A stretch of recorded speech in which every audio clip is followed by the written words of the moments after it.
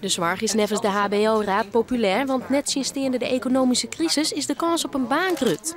Maar we kunnen nu al uitrekenen dat over een jaar of 5, 6, wanneer de babyboom nog wat verder is gevorderd, dat het aantal mensen dat met pensioen gaat of om een andere reden uit het vak gaat verdwijnen, dat niet meer kan worden opgevangen met de huidige instroom. Dus die groei die hebben we ook heel hard nodig.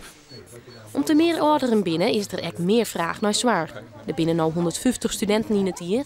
Om aan de vraag te voldaan, moet dat door een periode 200 wezen. Het onderlijnt het belang van mensen die kiezen voor een vak in de zorg en die kiezen voor een vak als verpleegkundige. Het bijkomende voordeel voor jou als student of degene die het overweegt te gaan studeren is werk gegarandeerd.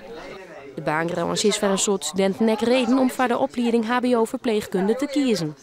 Ja, dat is toekomst in het werk. Het is een heel dankbaar beroep. Dus er zijn volle mogelijkheden om in dit werkveld verder te komen. Het leek me gewoon heel erg leuk om met mensen te werken. En ja, je hebt in ieder geval kans op een baan later. Heb je daar speciaal op gelet?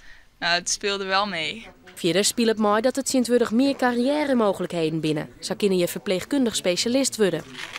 Ik wil later met ambulance werken. Dus daarom ging ik HBV doen. Zelf diabetes.